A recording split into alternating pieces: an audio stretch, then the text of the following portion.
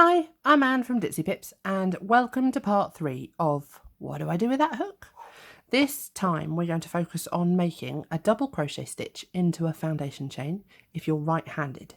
Now that's a double crochet stitch if you're using US terms.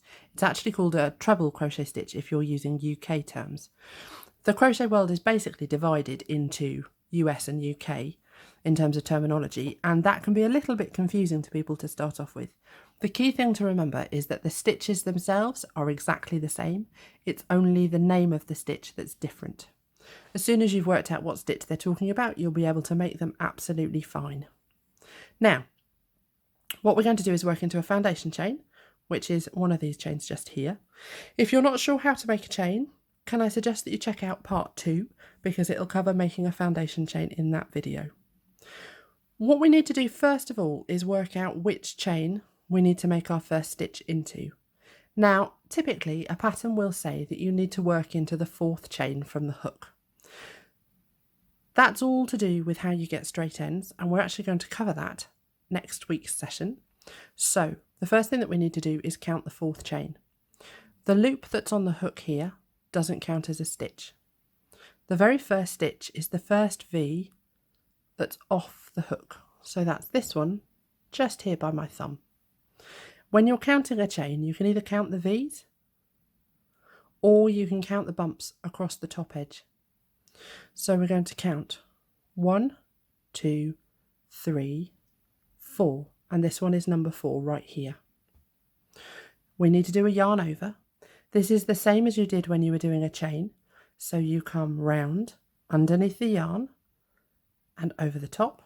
And now we're going to take the very tip of the hook here and we're going to insert that under just this top loop of the chain through there. That gives us 3 loops sat on top of the crochet hook.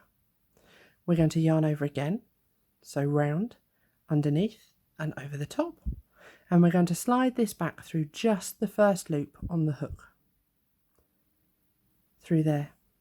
Now you'll find we still have 3 loops on the hook. To make the next step easier, we're going to move where we're pinching our crochet with our left hand. So this is the first loop on the hook, and there's a length of yarn just here, right here, underneath this loop. That's where we're going to pinch. As soon as you pinch there, it makes these 2 loops on the hook a little bit bigger, and it's easier to do the next step. For the next step, we yarn over again, so round, underneath, over the top and grab it, and we're going to slide through this time the first 2 loops. So 1 and 2. Now you're left with 2 loops on the hook. We're going to do another yarn over. Move the pinch again underneath that first loop, yarn over and pull through both of these 2 loops like that. That leaves you with just 1 loop on the hook, and that's the end of that stitch. So if I show you here, that's a completed double crochet stitch or a UK treble crochet stitch. We're going to make the next stitch. The question often comes up, how do I know where to make the next one? So the hole that you can see here, this loop, this is where we've worked into the chain, and it's got bigger because we've put it under tension by putting the stitch in it. We're going to find the next chain along, and we do that just by sliding your fingers down and finding the next bump just here. We do a yarn over, insert the tip of the hook under that top loop, yarn over, come back through just this first loop. There's 3 loops on your hook. Move that pinch right under there, yarn over again and pull through these first 2 loops. And yarn over again one last time and pull through these 2 loops. You can either do them both at once or you can take them off one at a time like that. Makes no difference to the stitch either way that you do it. Sometimes I think it's helpful to talk yourself through the steps as you're making them. So we go yarn over and in, yarn over through 1, move your pinch, yarn over through 2, move your pinch, yarn over, through 2. If you're saying it to yourself, it's yarn over and in, yarn over through 1, yarn over through 2, yarn over through 2. Yarn over and in. It can be tricky sometimes to get your hook into your foundation chain. I always find it easiest to identify the chain that we want. So there's the first loop, this is the next one along, so this is the one that we're going to work into, and then pinch the chain immediately after that. And we're going to just effectively bring your hand round and basically stab yourself in the finger with that crochet hook. So you're pushing that hook down towards your finger and it goes through much more easily. If you're pinched all the way down here and you're trying to insert your hook, it can be a bit tricky to get in.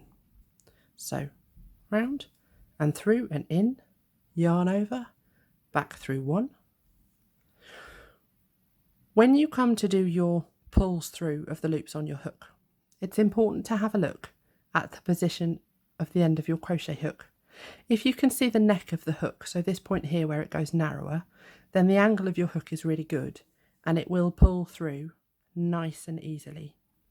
If you rotate your hook a bit so that you're either looking at the face of your hook here or the back of your hook like this, it can make it much harder to pull through these loops. I'll show you what I mean. So if you yarn over and you try and pull through like this, it doesn't go through. Sometimes what happens is that you end up coming out of this back loop but leaving this front one behind, so that you finish the stitch and you've still got 2 loops left on your hook. If that happens, the easiest thing to do, take your hook out and just gently pull until you've just got 1 loop left on the hook like that. Pop your hook back in and you can start that stitch again. So we go yarn over and in, yarn over through 1, yarn over through 2, yarn over through 2. And we've just got 3 last stitches to do to get to the end of this row. Yarn over, in, yarn over through 1, yarn over through 2, yarn over through 2. Yarn over and in, yarn over through 1, yarn over through 2, yarn over through 2, and 1 last stitch right on the end here, this last loop just before the knot. So this is the knot here, this is our last chain. Yarn over, in, yarn over through 1, yarn over through 2, yarn over through 2, and that takes us to the end of the row. In the next part, I'm going to show you how to turn round and come up and start the next row and how to get straight ends. For now though, while it's not the most interesting thing that you can practice, it's really beneficial if you make yourself lots of chains and practice working double crochet stitches into those chains, because the first 2 rows of any crochet project often end up being the hardest, simply because you have to work into a foundation chain. So the more you practice it, the easier you'll find it. Thank you for watching.